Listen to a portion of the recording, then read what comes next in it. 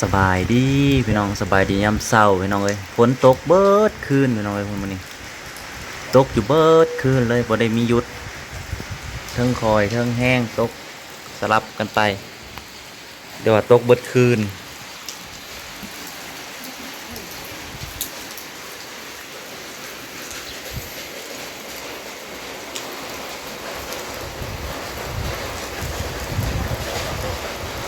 ฝนก็แห้งป๊อบมันก็เดือนเลาะทีบอยู่น้องพวกมันไต่ทีบอยู่มันน้ำท่วมมันหนีขึ้นมา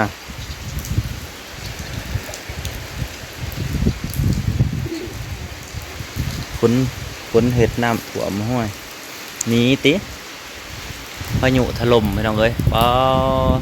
ตกเบิดคืนเลยซ้ำสีดำหูดำนาน้ำบ่อึดแล้วพี่น้องเอ้ยผมดูเต็มไห้เลยแต่ตกกับบ่แห้งดอกแต่ว่าตกตลอดนะบ่ได้หยุดแต่ว่าน้ำนะให้ใหญ่ฮะน้ำบ่ห่วงแล้วเต็มคักปัญญังแล้วผู้เห็นบ่พี่น้องทงกลางขางเขาเจะกระดำกันแซวๆอยู่ถ้ากับมืออื่นลกกล้าไอ้น้องเอ้ยเราจิไปซีเขามันนี่ก็ฝนผับตกทางเบิ่งแต่ว่ามือนี้คือสิตกเบิดมื้อแล้วมื้อนี้เบิ่งว่า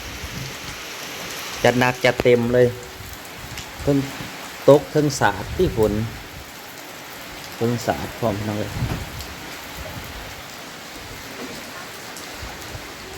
สาดเพิ่งสาด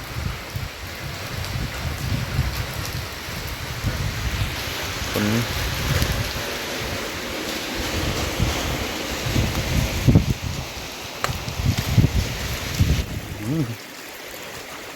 จัดหนักจัดเต็มมาลีนี่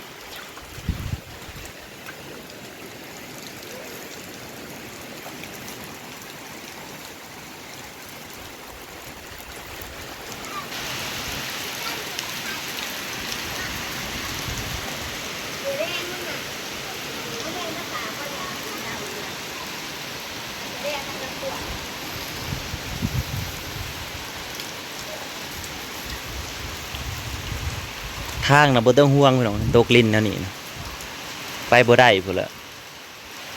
ลื่นเป็นลื่น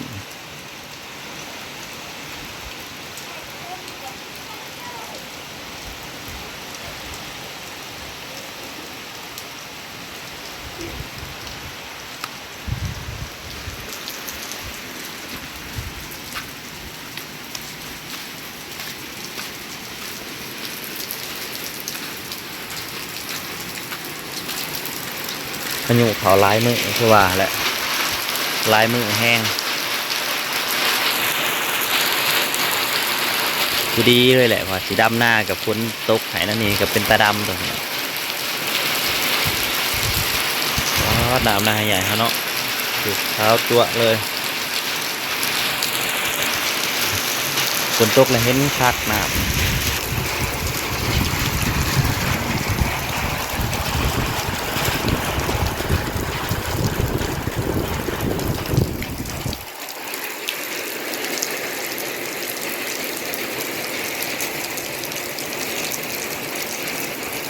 เป็นจัดหนักจัดเต็ม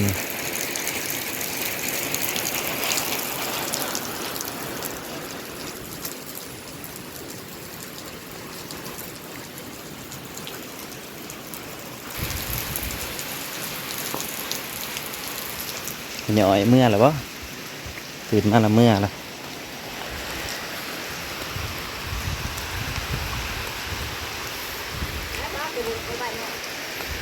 พ้นบทศาสตร์ว่าจะเพิ่นนอนคืน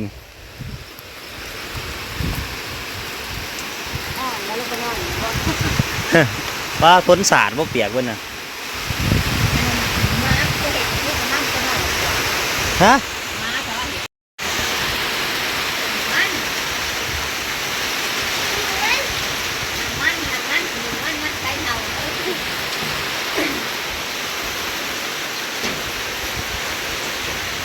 ตกกันนี่ไปใช้บ่ได้ดอกพี่น้องเอ้ย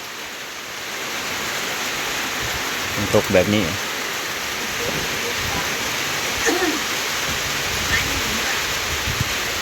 บ่เมื่อเลยเบิ่งจะพาบอกว่าคนปันเมื่อเลยกันไป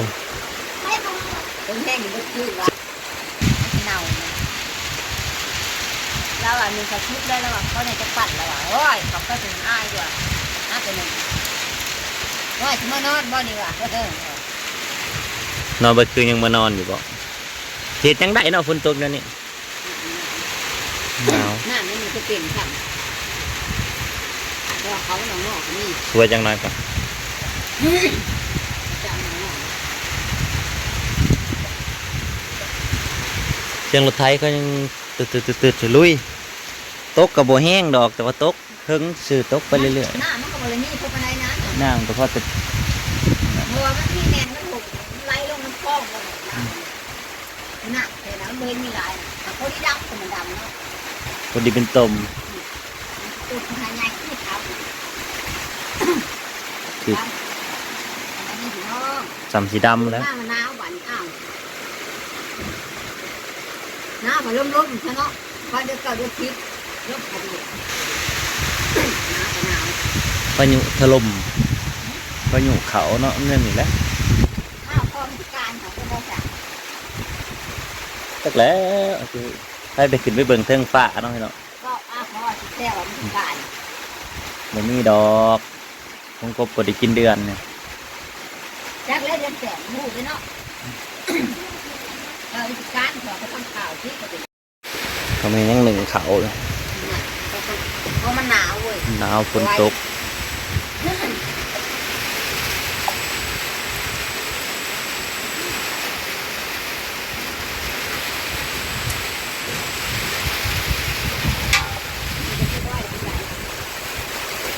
ขับไปไหวให้เจ้าเล่าไข่ดีขาว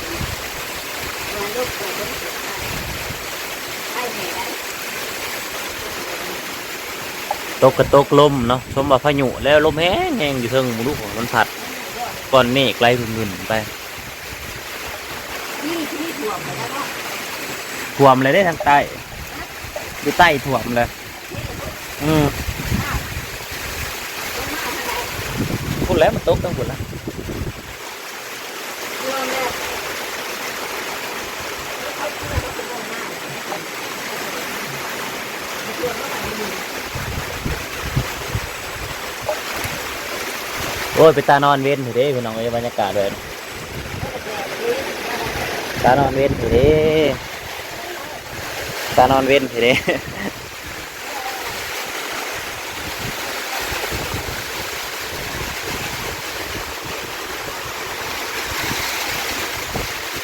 ผลประสาทแท้ศาสตร์ว่า ตาเขาแล้วเนี่ยมันมุ้งมันอยู่ตั้งข้างเลยเบิดอันนี้ว่าใช้แล้วมันมีพวกมีราคานอนอยู่ในลูกนอนเลยมันคือเสียแค่นี้ขุดบักน้อยแล้วบักพวงมันก็จะนอนอย่างนี้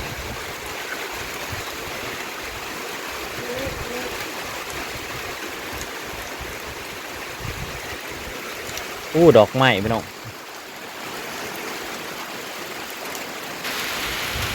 ดอกไม้ให้เราดอกโมกเนาะดอกโมกป่าและมันกำลังบานช่วงนี้ดอกโมกป่า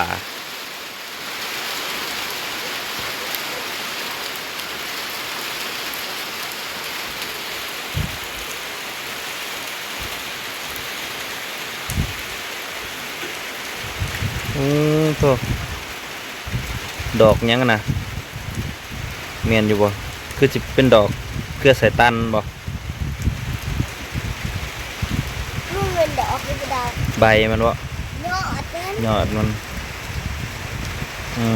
ลงทงหน้าไหมขาวไปเลยตามสีดำไม่ต้องเอ้ยหน้าให้ใหญ่เฮาได้ดำเบิดคูหายแล้วบัดดำเบิดคูหายแล้วบัดจัดไป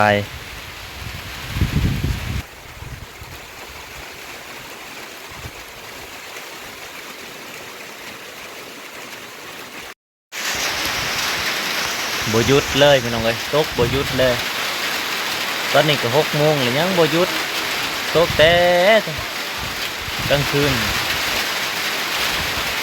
บ่มีทีท่าที่บัจยุทธ์ตัวเบิ่งนะเทิงเบิ่งเทิงฟ้าแลมืดเบิ่เลยพี่น้องเอ้ย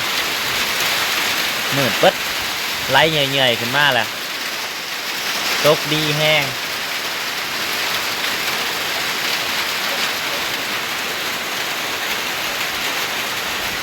บ่มีจักสิไปทางใดโลดได้กันเอาเนี่ยบ่ฮู้จักทางไปโลดเด้ฝนตกนั่นนี่มันก็บ่ไหวเนาะพี่น้องหนาวก็หนาวทางเดียวเท่านั้นเด้อเนาะนอน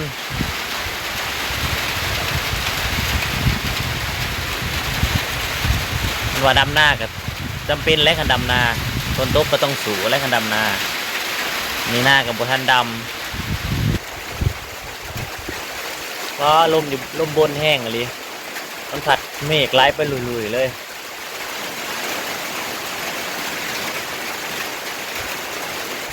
ฝนตกหนักคือว่า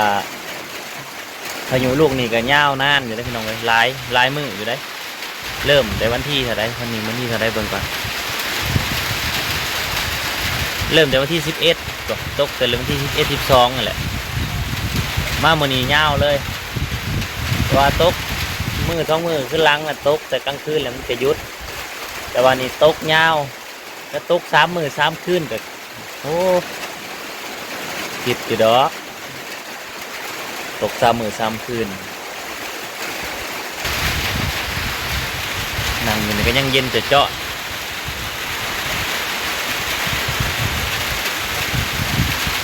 เย็น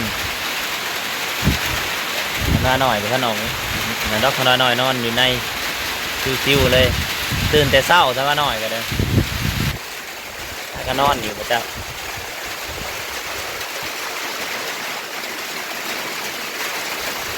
ขอกันใหม่พี่น้องเลยขอบคุณหลายๆที่มาหับชมเนาะหับชมบรรยากาศฝนตกทั้